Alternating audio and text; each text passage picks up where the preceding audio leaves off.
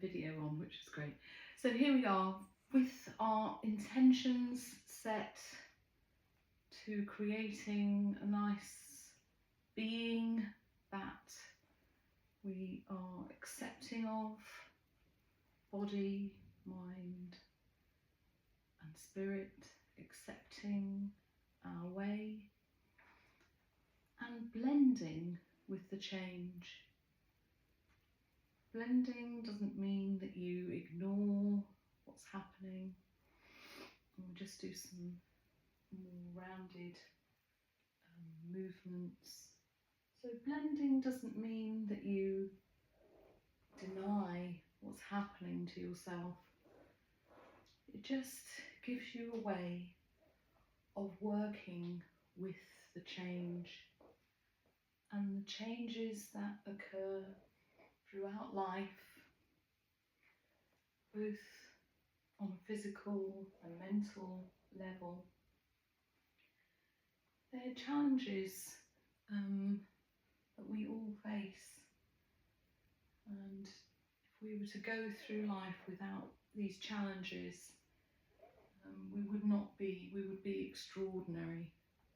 There isn't a person on this planet that doesn't have a challenge.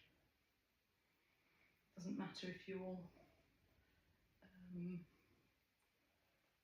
privileged in lots of ways, you still have the challenges to face. And okay, so we're going straight into Tai Chi 8, and we begin with a nice softening and commencing movement as we feel Qi, the energy, rise up from the earth, from ourselves. We feel the energy softly with our breath.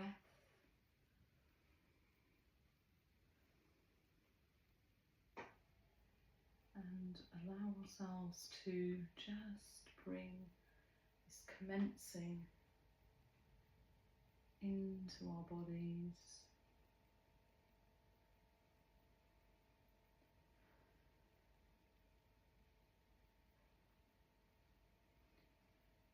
And this time we just halt and we lean to the left and open to the right.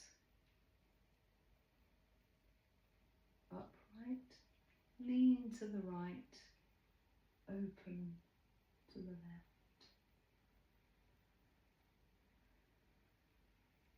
Rolling arms,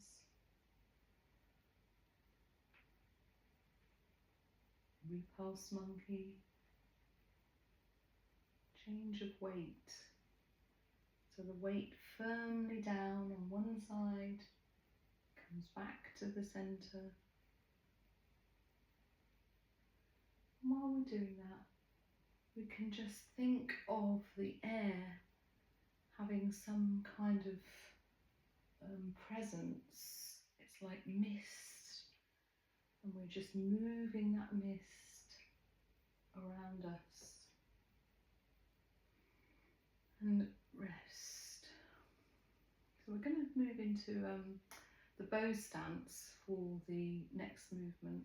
Again, lean onto the right foot and just really feel the presence of that foot on the ground before you lift, and you can go straight forward, heel down, and like in slow motion, rocking backwards and forwards. We'll just warm up the legs a bit here, rocking back and forth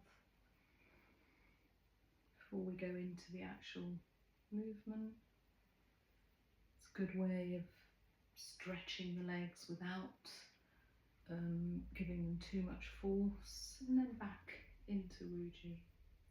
Do it on the other leg. So we lean to the left and lift the right knee, straighten the leg, heel to the ground and pivot forward.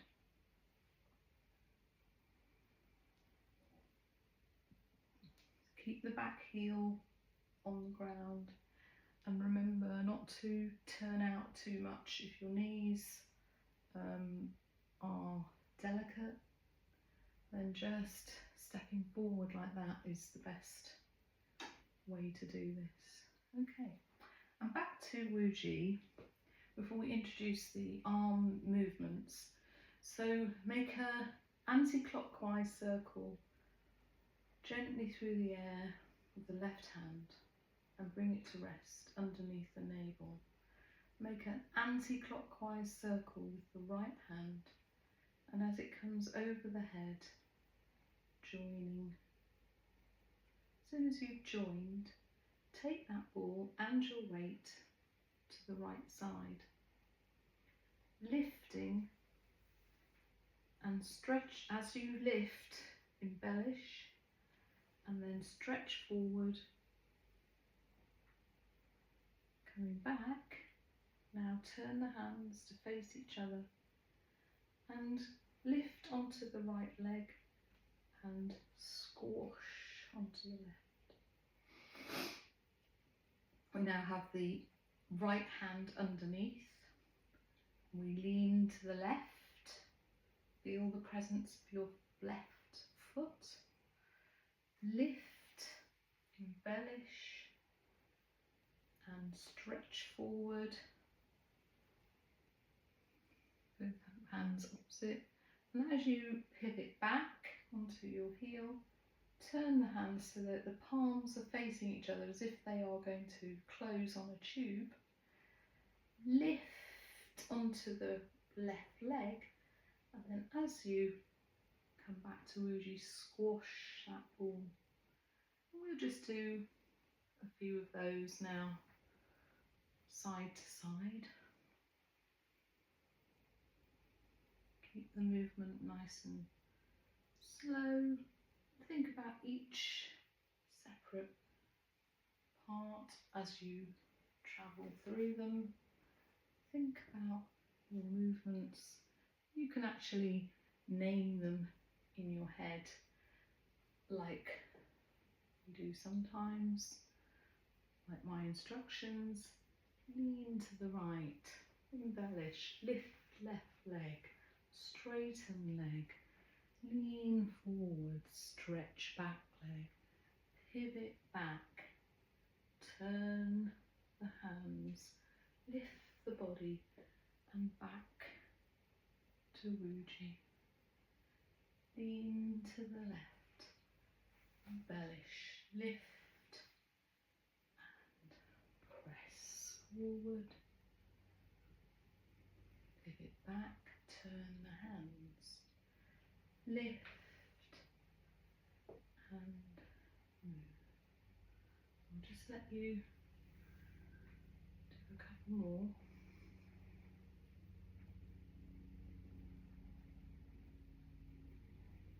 Keep the motion nice and slow.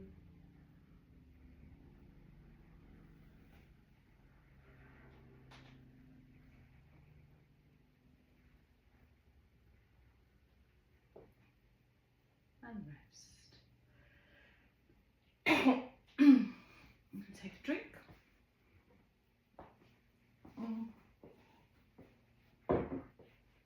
So we come to the chair. So if you have a chair with you or the wall, I don't know if you can see that I've got the wall here. So if you have the chair, I'm going to face it against the wall or against the leg of an immobile figure, so something is going to stop it from rushing out over there. And then what we do is we stand arm's length distance away from the chair, and we're going to move our hips forward, keep our heels on the ground, just let our hips sway forward, and then our hips sway back and we hinge at the hips and just bring our head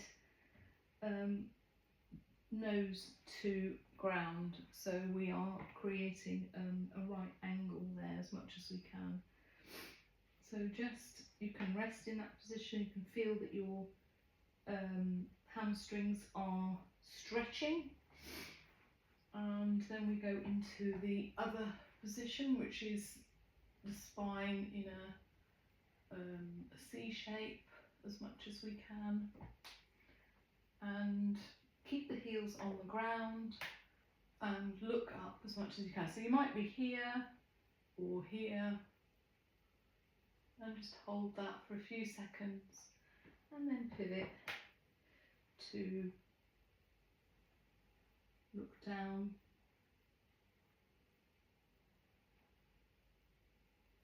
So it's giving a really good stretch to the whole of the legs through to the spine.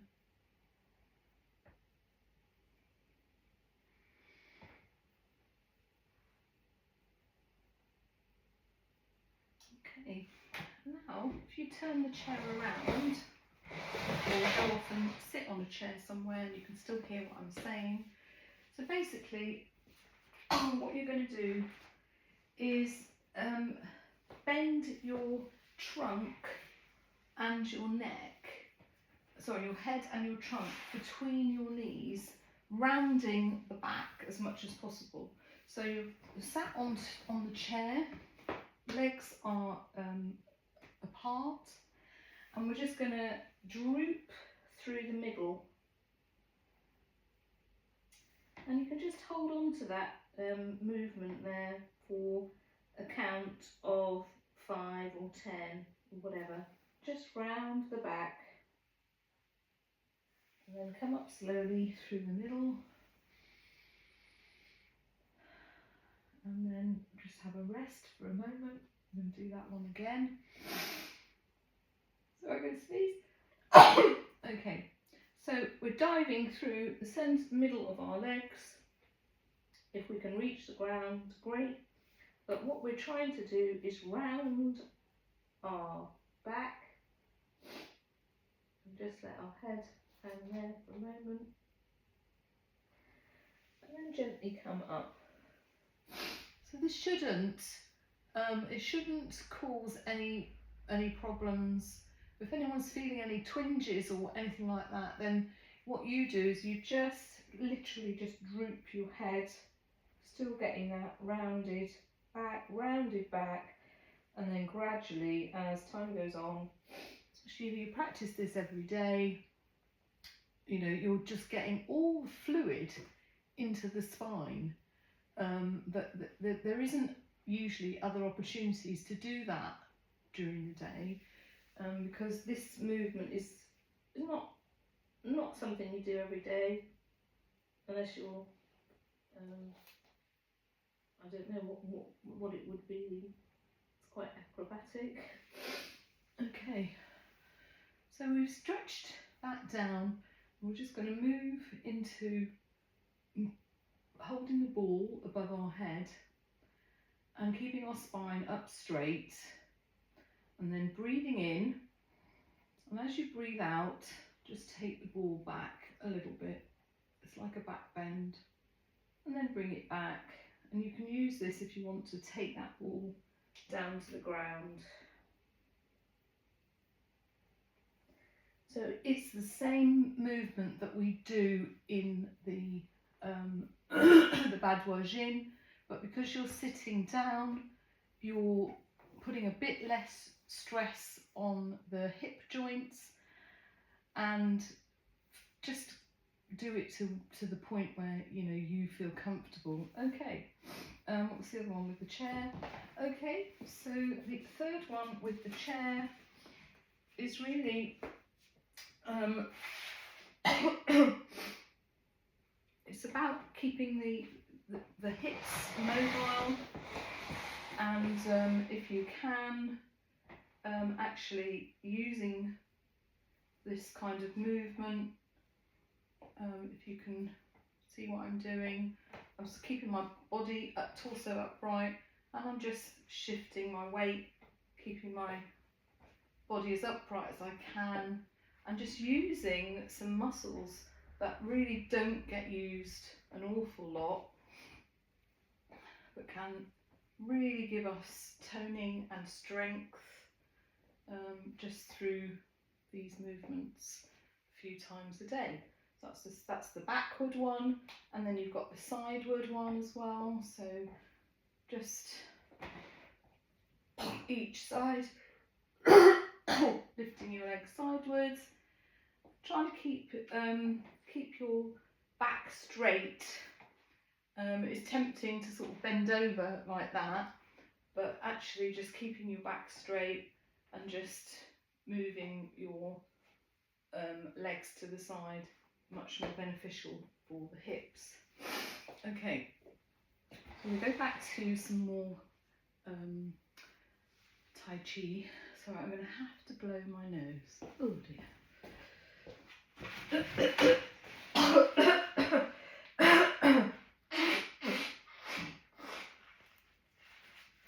Sorry about that.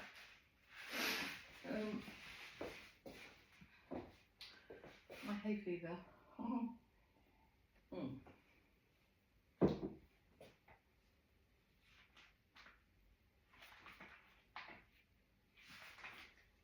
Okay, so I think we've done, there's one more, which is you lean against the wall and you're quite close to the wall, and you just send your hips away from the wall, that side. It's quite a funny movement. You can do it on the chair, or you can do it, so you're close to the chair and you just move your hips sideways like so. It's just getting some extra different movements going in the hips. Okay, so we're going back to sorry, having a very coffee morning this morning. Coffee morning. So let us go back to our toes and feet and just wiggling our toes, wiggling our fingers, and keep the wiggle of your toes going, or the movement of your toes, as you bring your hands up, and keep your fingers mobile, and spiral them down. Keep your toes moving, and then spiral them the other way. Keep your toes moving. Do a couple of those, and if your feet are feeling a bit crampy, then just give them a rest and come back to maybe just lifting your toes in your shoes. Okay, so we're going to do shoulders, lifting the shoulders and dropping the shoulders. Lifting the shoulders in, go up onto your toes if you want to. We're just trying to do some quite smallish movements that just mobilise the body and get everything going. So we can do 2 new moons here. This is for the the whole of the shoulder joint.